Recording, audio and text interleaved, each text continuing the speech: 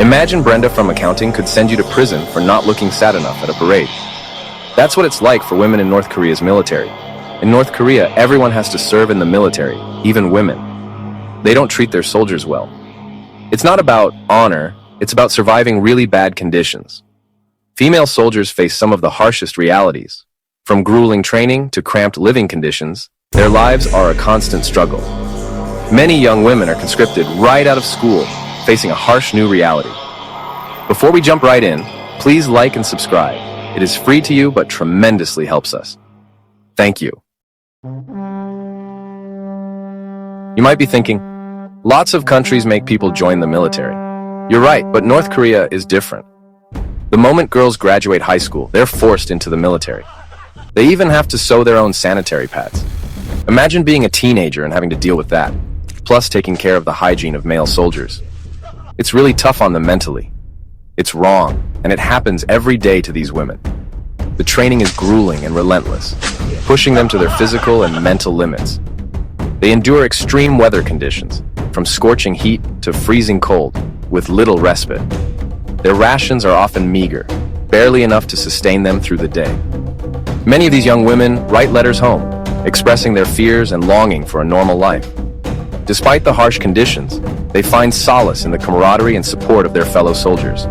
They dream of a future where they can live freely, without the constant pressure and fear. In rare moments of reflection, they ponder their situation and hope for change. Their resilience is remarkable, but it comes at a great cost to their well-being. Every day is a test of their endurance, as they adhere to strict schedules and maintain discipline. Behind the stoic faces, there are moments of vulnerability and raw emotion. Yet there are also moments of triumph, where they achieve small victories that keep them going. They hold on to hope, believing that one day, their circumstances will change for the better. United in their strength, they continue to persevere day after day against all odds. Some even risk their lives trying to escape, hoping for a chance at freedom. They hide in fear, knowing the consequences if they're caught. A few make it across the border, finding refuge and a new beginning. Reunited with their families, they finally find peace and a sense of normalcy. These brave women share their stories, raising awareness and advocating for change. They inspire others, becoming symbols of hope and resilience. Let's talk about food, or the lack of it. In North Korea, food scarcity is a harsh reality that affects millions of people every day. The markets are often empty and the shelves are bare. Basic necessities like rice and vegetables are hard to come by. And when they are available, they're often too expensive for the average person to afford. Remember that feeling when you're really hungry?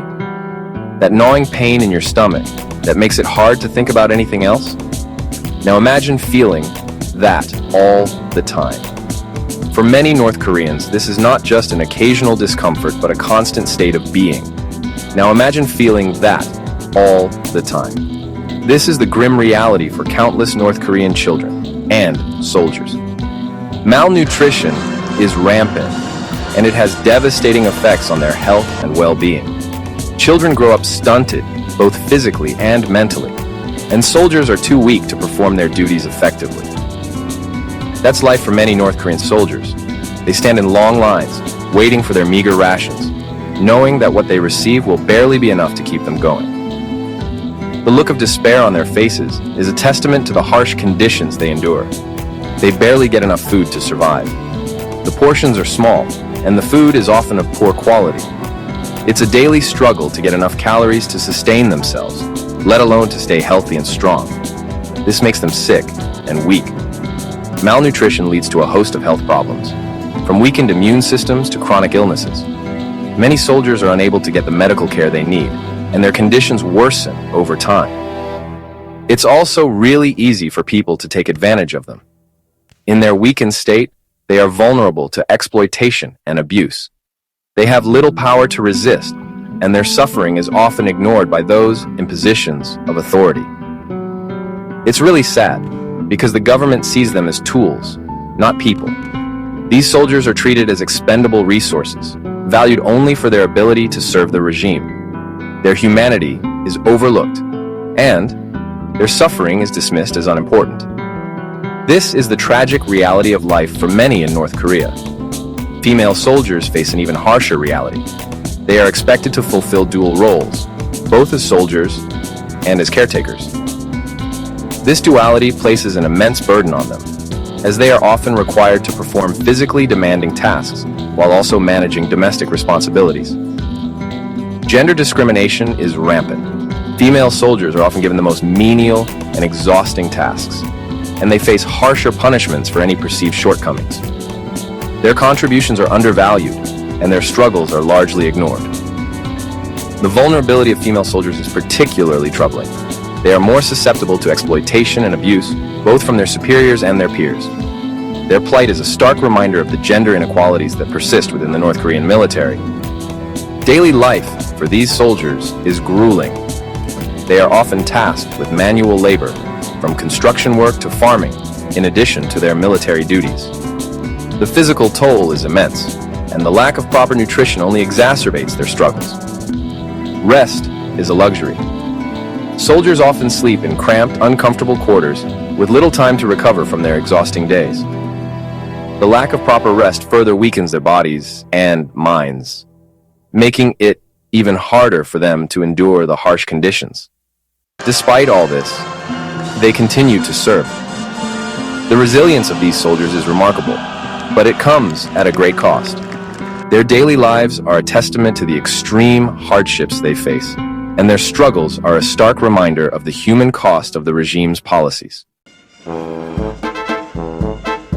To make people accept such bad treatment, North Korea uses propaganda. This propaganda is pervasive and relentless, infiltrating every aspect of daily life. It is designed to shape the thoughts and beliefs of the population, ensuring that dissent is minimized and loyalty to the regime is maximized. From a young age, children are taught that their leaders are amazing. In schools, children are exposed to a curriculum that glorifies the ruling family and demonizes foreign nations, particularly the United States and South Korea. They are told stories of the leaders' supposed heroic deeds and are encouraged to emulate their loyalty and dedication. And the outside world is bad. This narrative is reinforced through textbooks, songs, and even games that depict enemies of the state as evil and treacherous. The aim is to create a sense of fear and mistrust towards anything foreign, making it easier for the regime to control the population. By the time they join the military, many women believe they're doing something important. Military service is portrayed as a noble duty, a way to protect their beloved country from external threats. Women, like men, undergo rigorous training and are constantly reminded of the sacrifices made by their leaders and ancestors. The military continues to fill their heads with these ideas, using a combination of strict discipline and ideological indoctrination. Soldiers attend regular lectures where they are bombarded with propaganda, reinforcing the notion that their country is under constant threat and that their loyalty is crucial for its survival, making them afraid to question anything. The fear of punishment, combined with the constant barrage of propaganda, creates an environment where questioning the regime is unthinkable. This psychological manipulation ensures that the population remains obedient and subservient with a little hope of change. Female soldiers also face severe malnutrition and health risks. The food rations provided are often insufficient, leading to chronic hunger and malnutrition. This lack of proper nutrition weakens their bodies, making them more susceptible to illnesses and reducing their overall effectiveness as soldiers. Despite these hardships, they are expected to maintain their duties without complaint, further showcasing the regime's disregard for their well-being.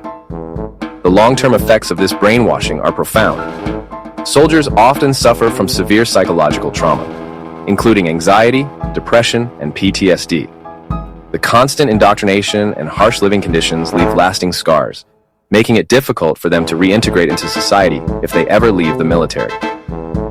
The regime's manipulation ensures that even after their service, these individuals remain loyal and subservient, unable to envision a life beyond the control of the state. You might think that at least the military training is good. Sadly, it's not. The equipment is old and dangerous.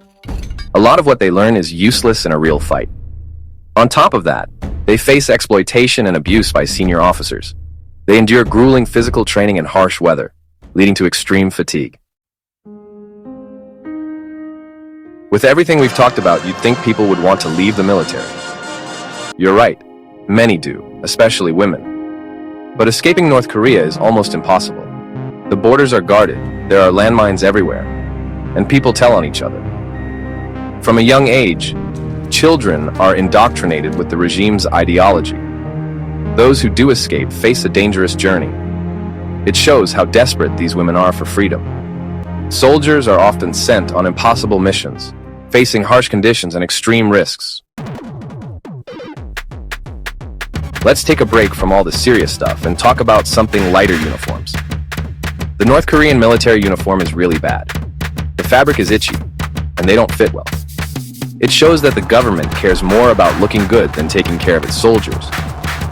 Despite the intense training regimens, they lack resources for actual training exercises. The uniforms also impact their morale and performance. Back to the lack of food.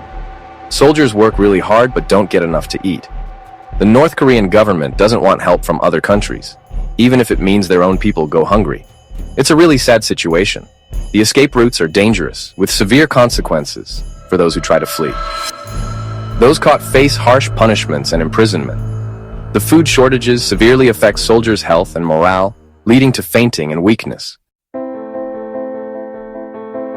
Soldiers in most countries get paid for their service. Not in North Korea. They get almost nothing for their work, barely enough to buy food. It's another way the government takes advantage of them. Their uniforms are of poor quality, focusing more on appearance than functionality. The physical and emotional toll on these soldiers is immense, leaving them drained and vulnerable. Healthcare in North Korea is terrible. Hospitals don't have enough supplies or medicine. Imagine being a young woman stuck in a system that can't even give you basic medical care. Severe food shortages make it even worse. Soldiers suffer from malnutrition, impacting their health severely. It shows that the government doesn't care about its people. Many soldiers face untreated injuries, worsening their plight. This is strange, even for North Korea. The government forces people to show emotion in public. Imagine being told to cry and then being watched to make sure you're doing it right. It's a way for the government to control people and make them afraid. Soldiers face economic struggles and inadequate pay, adding to their hardships. You'd think getting kicked out of the military would be a bad thing. But in North Korea, it can be a good thing. It means you're free from a system that treats you terribly. The inadequate healthcare system leaves many soldiers in poor health.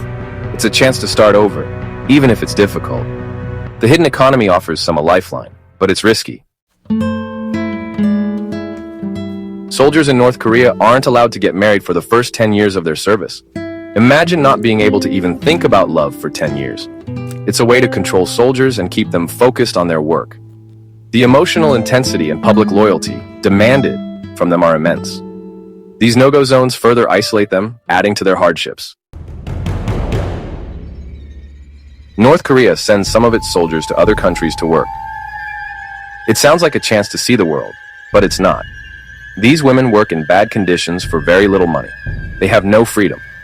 Some soldiers face dishonorable discharges, and there's a hidden economy within the military that exploits them. Even abroad, they are constantly monitored and have limited interactions with locals. When a North Korean soldier dies, their sacrifice is not truly honored. Their families get very little, and the government acts like it was just part of their job. It shows that the government doesn't care about its soldiers, even when they die.